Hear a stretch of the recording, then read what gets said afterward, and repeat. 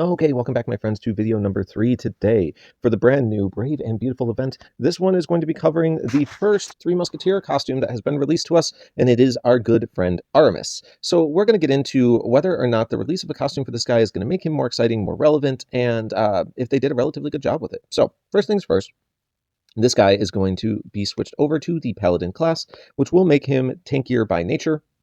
I'm not sure if that's necessarily in line. What was his old class? Oh, Ranger. I mean, I guess it's fine. Ranger's not necessarily my most exciting class either. So, like, Paladin, a little bit tankier, should give him some more survivability. So let's get into what he does. A reminder of what the Musketeer Family bonus does, because it's been forever. There's a bonus for 1, 2, or 3 heroes, and it gives a 50, 75, or 100% chance to give cover to a random ally for 3 turns when this character casts their special skill. While in cover, the ally takes no damage from special skill attacks or normal attacks. This character takes 60, 50, or 40% of the damage that would be received by the character in cover. This effect can't be dispelled, but it ends when this character is defeated. Characters can only give cover to one ally at a time.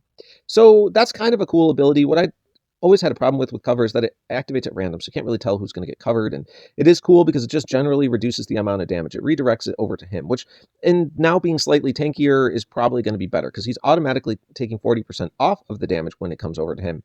And then, he's got this Paladin class, which reduces some damage armor up, etc., etc. So anyway, the point is, like, it reduces the amount of incoming damage, and it also fully protects whoever's in cover from taking any damage at all. So interesting, but hard to control, if that makes sense. All right.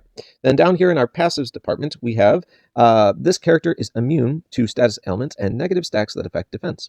Doesn't apply to status ailments that affect elemental defense. So he can't be affected by normal defense down. That's just not a thing. Again, being Paladin and slightly tankier, it's just a little bit more survivability since you can't reduce his defense. Then the other passive says damage on special skill and cover. When this character receives damage from special skills or in place of a character in cover, there's a 75% chance to deal 50% received damage to all enemies. Okay, that's pretty powerful, right? That 75% chance to return 50% of the damage he personally receives to all enemies. So this is where this is somewhat more powerful than a standard counterattack, right? Because counterattack, you're like, oh, he's counterattacking for 50% of the damage. Sort of. But instead of counterattacking a single target, he's counterattacking the entire party. So he takes 100% of the damage received, right? But then he's going to return to the other side, depending on how many of them are. Let's say all 5 of them are up. Then he's going to return 250% of the damage he receives back to the opposing party, because that would be 50% times 5 people he's doing it to. So he's actually pumping out more damage to the other side than received in. So it's a very interesting setup. I do think that creates an unexpected twist on things and can help you win certain fights. Now, down here in our... Whoops, I shut that off by mistake. All right, their power department, we have dodge. So for the first 6 turns, he will be dodging at a 20% clip. Yeah, so that is nice. It does allow for him to have some extra survivability again for the first 6 turns. So what I'm seeing here is a lot of ways to ensure this guy stays alive. Down into his special, we have Baker's Baguettes. Okay, so he traded out his sword for bread. Maybe he attacks you with like the old bread that didn't sell. This might be like 2-3 day old bread. It's hard as a mallet, right? So that might be dangerous, I guess. Anyway, moving on. What does it actually do? At average speed, we are going to be dealing 400% damage to the target and nearby enemies. It's going to boost the health of all allies by 30% of the damage dealt. So it's all allies, 30% of his hit, which is 400% damage to 3 targets if aimed correctly. All right. It also says that all allies are immune to new status ailments for 3 turns. This effect can't be dispelled. And it says that the caster reduces all received damage by 20% for 3 turns.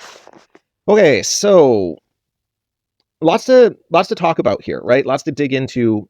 As I had mentioned throughout the review, there seems to be a lot of effects in here that give him a little bit of increased survivability, sort of designed to prolong this character's board presence and make him harder to kill. His special at the end here, the one that says the caster received damage is reduced by 20% for 3 turns.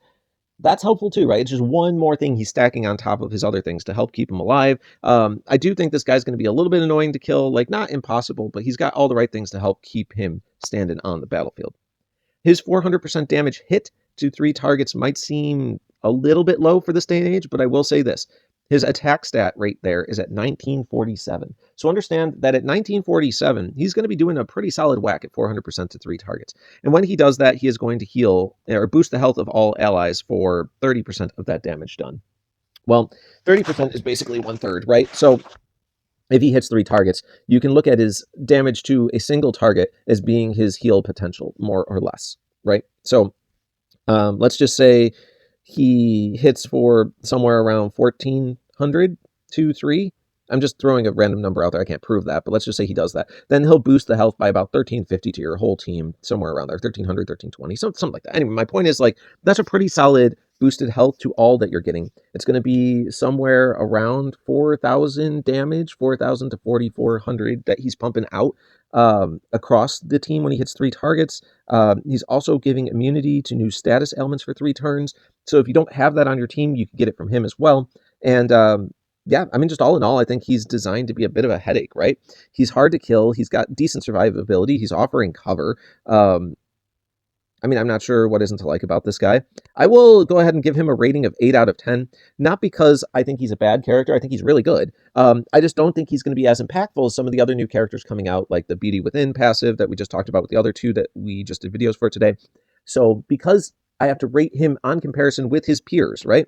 Yes, he is above average, which is why he's getting an 8, but he's just not going to stand on par with some of his friends that are also released at the same time. But great character. If you pull him, level him. 8 out of 10 is a good review. This guy will help you. This guy is definitely worth getting. And furthermore, just a special little caveat here, he is currently in Fated Summon, right? So let's say you get lucky enough to pull this guy, then I highly recommend you grab him from Fated Summon, because you're going to get 2 characters basically for 1 pull out of this portal, because you could then pick up that Aramis, level a second copy. He'll probably be worth having 2 of. So that's a real nice bonus for anyone who currently pulls him from this portal. So don't forget about that. All right, that's it, guys. I really do appreciate you tuning in. And if you like what I do, bottom right, there's a little button there you click that subscribes you to my channel so you don't have to find me again in the future. And I hope you have a wonderful morning. We'll see you next time.